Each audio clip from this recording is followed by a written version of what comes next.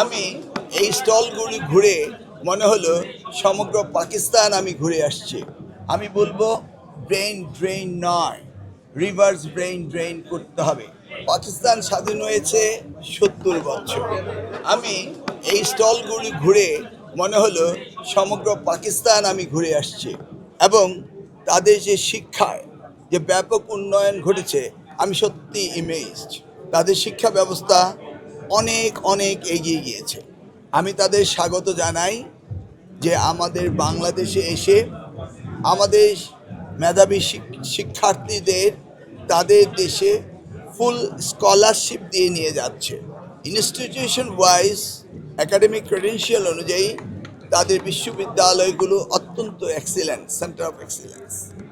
সেই জায়গায় আমাদের স্টুডেন্টরা যাবে, এই জন্য আমি তাদেরকে আন্তরিকভাবে মোবারকবাদ জানাই। এবং আমাদের সাথে পাকিস্তানের কালচারের মিল রয়েছে, খাবার দাবার রিলিজিয়াস মিল রয়েছে। অতএব আমাদের ছেলেমেয়েরা সেখানে গিয়ে সুন্দর থাকতে পারবে, এটা আমার বিশ্বাস রয়েছে। এবং যে পরিমাণ স্কলারশিপ তারা দিচ্ছে তারা সেখানে সুন্দর ভালোভাবে লেখাপড়া করতে পারবে। অন দ্য আদার হ্যান্ড আমি বাংলাদেশি হিসাবে চাইব আমাদের দেশেও আমাদের শিক্ষা প্রতিষ্ঠানগুলো এইভাবে উন্নতি সাধন করুক এবং বিদেশি স্টুডেন্টরা আসুক আমাদের দেশে এবং এই গ্লোবাল ভিলেজে আমরা যেন সকলেই শিক্ষায় মান উন্নয়ন করতে পারি এবং এই প্রতিযোগিতায় যেন আমরা টিকে থাকতে পারি। আমাদের দেশ সম্পদে ভরপুর। আমাদের এই তরুণরা রয়েছে মোর দেন 65%।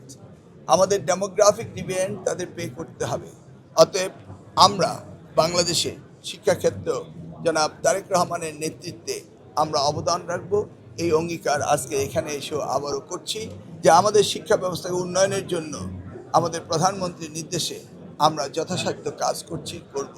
তবে পাকিস্তানের উন্নয়ন দেখে আমি অভিভূত হয়েছি এবং আমি গর্বিত মনে করছি যে তারা অনেক এগিয়ে গিয়েছে।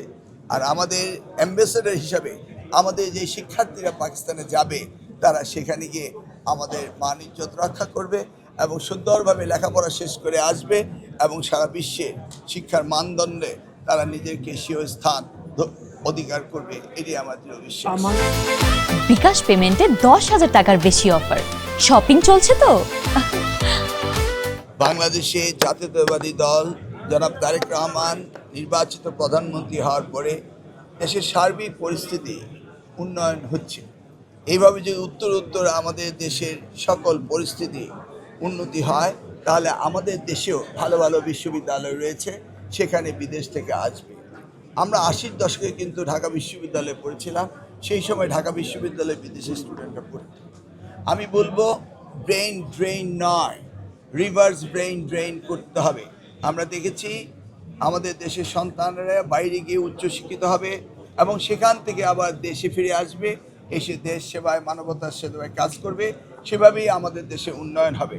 তিনি শিক্ষাকে সবচেয়ে বেশি গুরুত্ব দিচ্ছেন এবং তার মধ্যে তিনি কারিগরি শিক্ষাকে আরও অধিকতর গুরুত্ব দিচ্ছেন।